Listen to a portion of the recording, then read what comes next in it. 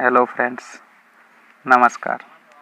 स्वागत है आपका अपने यूट्यूब चैनल मैथ्स विद साहब से। और ये लाभ और हानि का पार्ट नंबर 3 है। इससे पहले हम पार्ट 2 अपलोड कर चुके हैं। और इसी प्रकार के अच्छे वीडियो पाने के लिए हमारे चैनल को सब्सक्राइब करें। तो देखते हैं पार्ट 3 का क्वेश्चन नंबर फर्स्ट।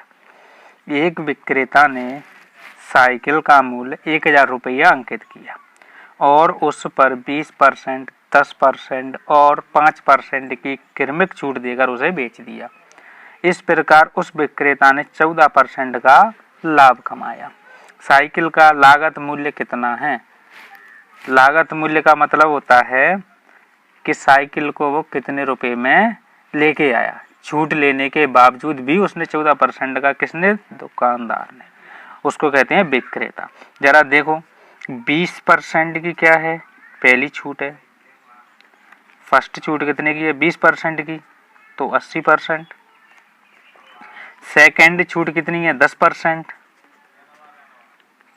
तो 90%। थर्ड छूट कितनी है? थर्ड छूट है 5%, तो 95%। ठीक है। अब क्या कहा? इस प्रकार उस विक्रेता ने 14% का लाभ कमाया। तो लाभ कितना कमाया उसने? 14% का, यानी कि 114%। ठीक है। अब इसको सॉल्व कर रहे हैं। तो 1000 रुपये की उस पर अंकित मूल्य था। पहली छूट कितनी है? 80, यानी कि 20% छूट थी, तो 80% में उसने खरीदा होगा, बेचा होगा। सॉरी, पहली जो छूट दी होगी। दूसरी 90%, तीसरी 95%, फोर्थ वाली जो लाभ वाली है वो लागत मूल्य पूछ रहा है, इसलिए 114 कहाँ जाएगा? नीचे, और 100 कहाँ जाएगा? ऊपर। ठीक है। अब क्या होगा? 100 से 100 से 100 कट गया, 1 0 से 1 0 कट गया, 20 चौके 80, 20 पंगे 100। ठीक है। 5 से काटेंगे, 5 एकम 5, पनम में 45। ठीक है। इसके बाद क्या करना है? 1 0 से 1 0 कट गई। ठीक है। ऊपर कितना बचा? 100 × 4, यानी कि 400 इंटू 19 अपॉन 114। ठीक है। 100 × 4 19, 19 छक्के 114। कहाँ है? मिस्टेक है, वही कहीं क्या है?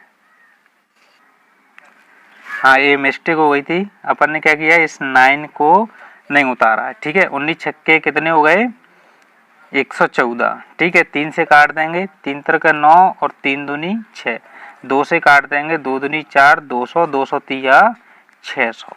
तो उसका लागत मूल्य कितना है? 600 रुपये। ठीक है। यहाँ मैं इस 9 को भूल रहा था, उसके लिए सॉरी। क्वेश्चन क्या कह रहा है?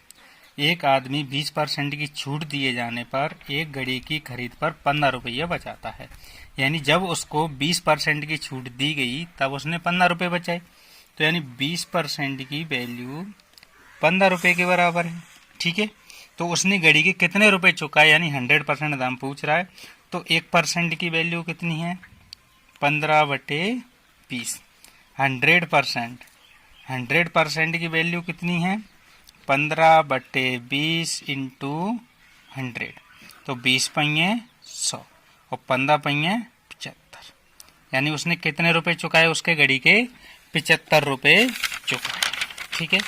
अगला क्वेश्चन देखते हैं। किसी वस्तु के लागत मूल्य पर 20% का लाभ होता है। विक्रय मूल्य पर लाभ का प्रतिशत बताइए। 20% का क्या हो रहा है? लाभ हो रहा है। 20% की वैल्यू कितनी होती है? 1/5। ठीक है। यानी कि उसने क्या किया? 5 रुपए की बिक्री की उसने, विक्रय मूल्य, सॉरी क्रय मूल्य, और उस पर 1 रुपए का क्या हो गया? लाभ हो गया। ठीक है। तो उसने उसको कितने रुपए का बेचा होगा? 6 रुपए का। ठीक है। तो उसके लिए ये पूछ रहा है कि लाभ का प्रतिशत बताइए। तो लाभ प्रतिशत बराबर 1 रुपये का लाभ हुआ है, कितने पे हुआ है, 6 रुपये पे हुआ है, इंटू 100, यानी 100/6। 6 कम 6 बचेंगे कितने, 4, छकना के 36 और 4/6%।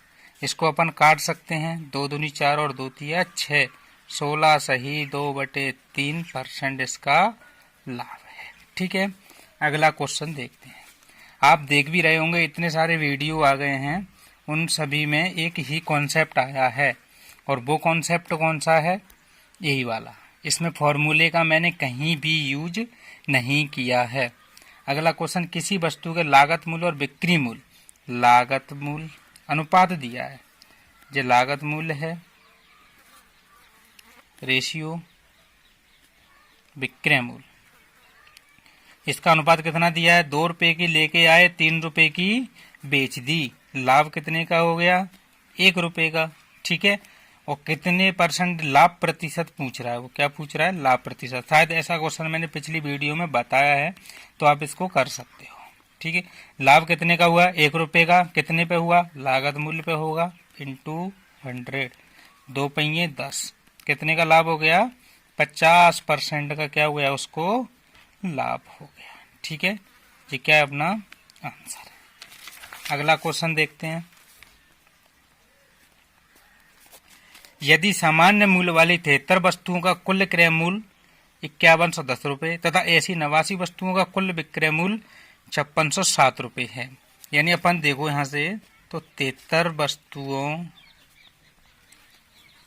का क्रय मूल्य कितना है, 5110 रुपये। ठीक है, तो यहां से एक वस्तु का अपन निकालेंगे, एक वस्तु का क्रय मूल्य। तो एक वस्तु का क्रय मूल्य कैसे निकलेगा, 5110/73। ठीक है, इससे इसमें अगर डिवाइड देंगे तो कितनी बार जाएगा, 7 बार, और ये 0 का 0, यानी एक वस्तु का क्रय मूल्य कितना हो गया, 70 रुपये। फिर पुनः करेंगे दोबारा से, आगे क्या दिया है, 89 वस्तुओं का विक्रय मूल्य, 89 वस्तुओं का विक्रय मूल्य कितना है, 5607 रुपये। तो एक वस्तु का कितना होगा, एक वस्तु का विक्रय मूल्य, एक वस्तु का विक्रय मूल्य कितना होगा, 5607/89। ठीक है, इससे इसमें अगर अपन डिवाइड देते हैं तो ये जाएगा 63 टाइम्स। ठीक है, तो ये एक वस्तु का क्रय मूल्य हो गया, यानी खरीद के लाए अपन उसको कितने की, 70 रुपये की, और बेच दी अपन ने उसको कितने रुपए की, 63 रुपये की। मतलब अगर मैं कोई चीज 10 रुपये की खरीद के लाऊं और उसको 9 रुपये की बेच दूं तो मुझे क्या होगा, हानि होगी। ऐसे यहाँ पे एक वस्तु है, मैं उसको 70 रुपये की खरीद के लेके आया और उसको 63 रुपये की बेच दी, तो मुझे क्या हुआ, हानि हुई। कितने रुपए की, 7 रुपये की। कितने पे, जिस मैं लेके आ जाऊंगा उतने पे, हमेशा क्रय मूल्य पे ही गणना होती है। 7 10 जा यानी 7 दाइयाँ 70, 0 से 0, यानी क्या हो गया, 10% की क्या हो गई मुझे, 10% की मुझे हो गई हानि। ठीक है, अब अगला क्वेश्चन देखते हैं। अगला क्वेश्चन क्या कह रहा है, 8 रुपये में 10 वस्तुएं खरीदी। कितनी खरीदी, 8 रुपये में 10 वस्तुएं खरीदी।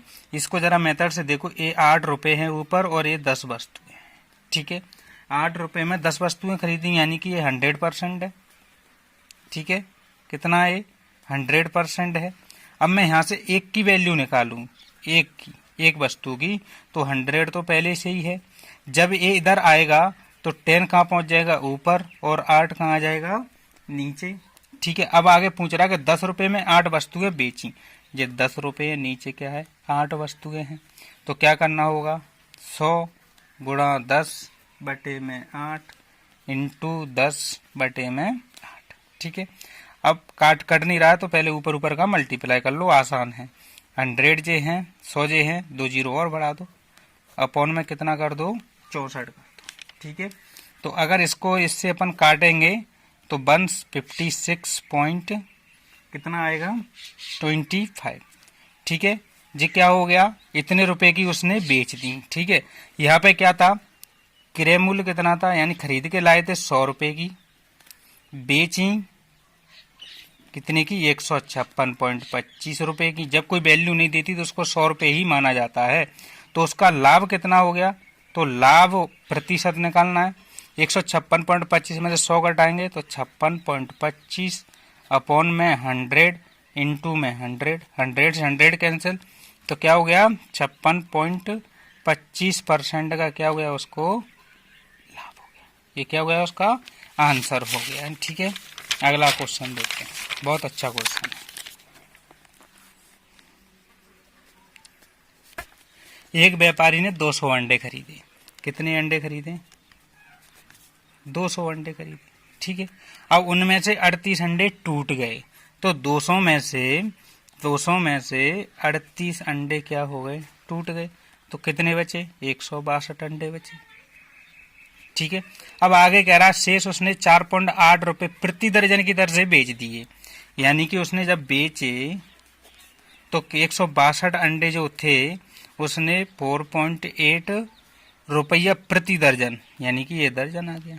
ठीक है, उसके क्या कर दिए, उसने बेच दिए। तो यहाँ से अपन इसकी वैल्यू निकालेंगे, तो यहाँ से एक पॉइंट डालेंगे तो ये नीचे क्या बढ़ जाएगी, 0 बढ़ जाएगी। ठीक है, 24 से काट देंगे, 24 दूनी 48, 24 पंजे 120। ठीक है, इसका इसमें मल्टीप्लाई कर लेंगे तो 2 दूनी 4, 2 छिंगे 12, 2 छिंगे 12 की 2 हंसलाई 1, 2 कम 2 और 1 3/5। 5 का इसमें डिवाइड दे देंगे, 5 चक्के 30। ठीक है, बचे 2, 24 हो गए, 5 चौके 20 और 5 40। यानी कि क्या किया उसने, 64.8 रुपये के पर अंडे के हिसाब से उसने बेच दिए। ठीक है, अब क्या किया उसने, 8% का लाभ, यानी कि लाभ 8% है। कितना है, 8%, तो 108%। ठीक है, ये क्या हो गया, एसपी हो गया, यानी कि सेलिंग प्राइस हो गई।